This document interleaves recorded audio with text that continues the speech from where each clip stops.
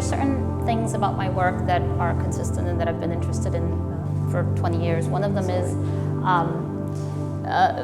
this idea of making a work that's activated or somehow understood by the ambulatory viewer. And what that means is that you understand it by walking and by moving. And so there's this sense of the viewer as a spectator, but also as a kind of performer, as this sort of conversation between this material and a presence and the sort of dialogue that happens in between. So when I cited this particular piece, I basically had to stand in 10 different places in order to figure out how this would work on the wall. And because it was visible from everywhere, right? You see it if you're at the bottom of the gym, or if you're at the entrance, or if you're around the corner. And so I wanted to make a work that would change with the shape of the building and the wall, and also be a reflection of the landscape. So the piece is made out of many tens of thousands of these small, handmade glass cubes that are silvered on one side, so they function like a mirror, reflecting and refracting everything around it. And so it's really a kind of, the work behaves a certain way, right? It's not just an object that's been placed, but rather something that changes and that becomes a sort of reflection to the changing atmospheric light. So it looks different at different times of the day, at different times of the year. When I first started doing these glass cube pieces and a lot of other works too, I was interested in this 19th century painting device called the Claude glass. And it was used by painters who wanted to paint like the French romantic painter Claude Lorrain, landscape paintings. And what it is, it's just a curved piece of black glass.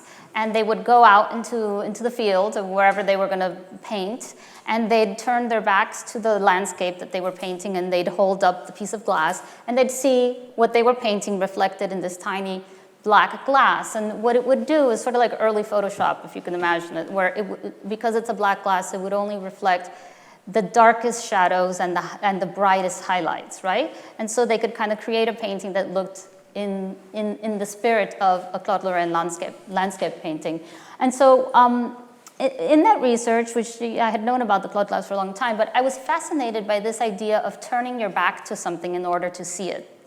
And it's, of course, what I've done here as well, and in a lot of my other work. I'm very interested in this idea of blindness, of sort of degrees of not seeing, or this idea that sometimes in order to see something, you actually have to see less of it in order to see more of it, or to see it in a different way.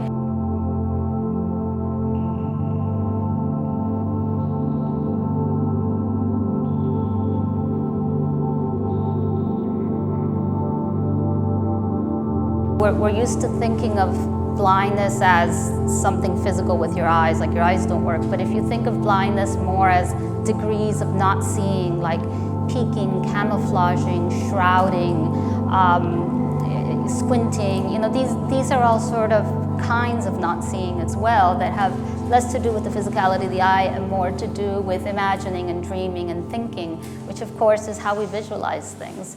And so I wanted to take this New Canaan landscape, and I wanted to ask the viewer and prompt the viewer to turn their back to the real landscape in order to see that same landscape in a different way. And so each one of these tiny little glass cubes becomes like a tiny miniature landscape portrait of what's outdoors. And of course, you are also absorbed in it. And one of the interesting things about scale is that we kind of become the size of the things that we're looking at, right? And so if you look at, say, a bonsai, you know, you become the size of that thing. And we have this very sort of elastic and expansive sense of seeing and being in the world. And so the closer you get to one of these little cubes, the bigger the landscape, the reflection of that landscape becomes. And you literally sort of shrink down to become the size of that landscape. And there's this sort of reciprocity between, you know, the vast and the immense, and the tiny and the intimate, and you know, the macro and the micro, the individual and the society, right? There's all kinds of metaphors for that same sort of idea of the big being present in the small, and the small being present in the big. Yeah, because what interests me, because Teresita's work can make people move, also try to make some doubt and how this shape is going to be. Is it like a river or like a mountain? You know, and each angles are different kinds of vision, and this piece give. So that means all this kind of uncertainty, also kind of lot of the diversity, also lot of kind of experiment. It's also, you know, it's very much relevant to Grace Palm's ideas concept.